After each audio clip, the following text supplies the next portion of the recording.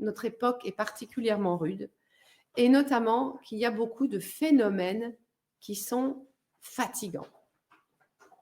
D'ailleurs, on pourrait constater que les maladies modernes sont des maladies d'épuisement. Alors, il y a le burn-out, donc, épuisement dit professionnel, en tout cas au départ. Mais il y a d'autres maladies aussi auxquelles j'ai pu être attentive. Vous voyez, la fibromyalgie, les gens qui subissent aussi, me semble-t-il, la maladie de Lyme. Vous voyez, ça produit beaucoup de symptômes de type fatigue, épuisement. J'ai lu d'ailleurs, pas plus tard qu'il y a une demi-heure, un dossier. Voilà, je vois qu'il y a des spécialistes, des congrès, des choses qui tournent autour de la fatigue. Un vrai sujet. Des phénomènes qui nous fatiguent donc. Alors, j'ai envie d'évoquer un couple que j'ai rencontré il y a quelques semaines, plus de 80 ans. Je les rencontre sur mon stand dans une agence de mutuelle. On échange et ils me disent, ils sont heureux ces gens-là, voilà, ils sont bien dans leur vie et me disent, dans le temps, la vie était plus simple, on n'était pas aussi nombreux. Ça m'a vraiment étonnée, jamais fait ce lien. La vie était plus simple, on n'était pas aussi nombreux. C'est vrai. Est-ce que vous constatez qu'il peut y avoir cet effet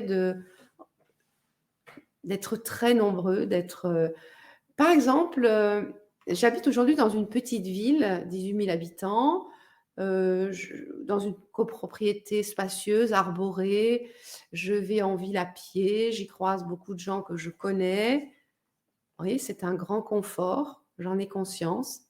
Et dernièrement, alors que mon bus, dans une grande ville, la ville de Metz, faisait toutes sortes de détours dans la ville, je me suis dit: «Oh là là, je n'aimerais plus habiter ici».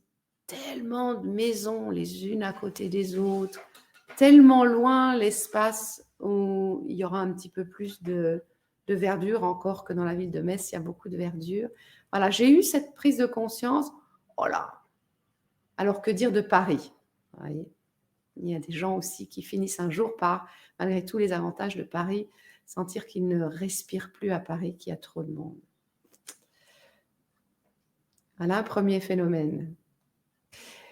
Il y a un autre phénomène qui me frappe depuis beaucoup plus longtemps, c'est la vitesse. La vitesse qui ne cesse d'augmenter. Alors pour moi, je travaille beaucoup avec des jeunes. Alors les jeunes, je pense, ont toujours parlé un peu vite pour cacher un peu peut-être une gêne. Mais néanmoins, je crois quand même qu'ils parlent vraiment de plus en plus vite. Voilà, il n'y a qu'à regarder les vidéos.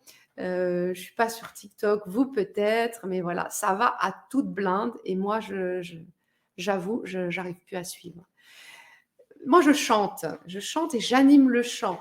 J'anime le chant en paroisse et vous voyez, quand je choisis des nouveaux chants qui me plaisent, des chants dynamiques que les gens d'aujourd'hui aiment, quand je vais les écouter sur YouTube, ils sont chantés à une telle vitesse qu'on n'arrive pas à prononcer les paroles. C'est incroyable. Pourquoi si vite? En tout cas, vous voyez, moi, cette sensation de vitesse, beaucoup trop de vitesse, voilà, je peux sentir que c'est fatigant. De plus en plus connectés. De plus en plus connectés. Bon, ça, c'est facile, hein, vous avez tous remarqué, évidemment. Je me rappelle dans le passé, alors je vois que Caroline me met un commentaire. Voilà, le nombre des interactions sociales avec les médias sociaux. On va y venir, aux médias sociaux. De plus en plus connectés, de plus en plus d'interactions, comme tu dis, Caroline, de plus en plus d'irruptions dans nos vies. Il y a déjà longtemps, avec Stéphane, mon époux, on méditait sur le téléphone. Vous voyez, il n'y avait pas encore tout ce qu'il y a aujourd'hui comme connexion, mais déjà on remarquait, on se disait c'est drôle, on est capable de dire là je ne veux pas être dérangé, je ferme ma porte de bureau et pourtant quand le téléphone sonne, on va décrocher. Curieux, hein? Déjà à l'époque, c'était que le téléphone, mais il y avait voilà, ce diktat du téléphone, on allait décrocher le téléphone. Alors aujourd'hui, il y a beaucoup de gens qui décrochent plus le téléphone, hein, qui ont baissé le son. Chez nous, on a baissé le son, qui ne décrochent plus, qui attendent qu'il y ait un message. Voilà, on est obligé, hein. Mais aujourd'hui, c'est pas que le téléphone, c'est beaucoup d'autres choses. Je ne sais pas combien vous avez, vous, de fils WhatsApp qui viennent vous faire ding, ding et encore ding, parce qu'il y a beaucoup d'ambiance sur ce fil-là, ou beaucoup d'autres urgences sur cet autre fil. Voilà, on est beaucoup connectés, beaucoup dérangés. Et ça aussi, c'est fatigant. Je pourrais encore citer l'exemple d'une cliente. Elle n'avait pas payé son accompagnement, c'est l'entreprise qui l'avait payé. Du coup, elle se sentait un peu en dette vis-à-vis de ce vécu tellement important pour elle, et elle m'avait invitée au restaurant. Alors, exceptionnellement, je me laisse inviter par une cliente et on déjeune ensemble, très agréable. Et elle m'explique qu'elle ne se laisse plus déranger par les mails. C'est terminé.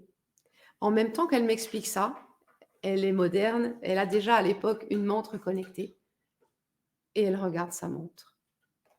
C'est fou. Elle m'explique quelque chose, elle fait le contraire. Et pour moi, d'ailleurs, c'est pas très confortable. Vous voyez, on est dans un moment de proximité, un bel échange, et elle regarde sa montre. Pas agréable. C'est fatigant tout ça. Qu'est-ce que vous en dites? Alors, je continue. Il y a encore les nouvelles technologies. Tous les 4 ans, c'est ce que j'ai entendu récemment dans une conférence, tous les 4 ans, cette personne-là disait, il y a une nouveauté technologique qui bouleverse la vie de monsieur tout le monde. Alors, je ne saurais pas vous citer celle qu'il avait à l'esprit, il y en a beaucoup plus que tous les 4 ans, mais voilà, au moins une tous les 4 ans qui change tout. Bon, il y a eu le smartphone, ça a changé la vie de tout le monde, ça c'est sûr. Mais il y a encore beaucoup d'autres choses aujourd'hui. Voilà, le paiement sans contact, le streaming, des tas de choses qui font qu'on est obligé de suivre, ou alors on est hors du temps. C'est fatigant. Enfin, je ne sais pas ce que vous en pensez, mais moi, je ressens bien cette fatigue. On estime, c'est un autre conférencier que j'entendais récemment dire, 1/3 des burn-out sont liés à l'informatique. Bon, l'informatique et d'autres choses certainement, mais 1/3 des burn-out liés à l'informatique. C'est dire que même si on se sent agile, on peut être très fatigué. Voilà.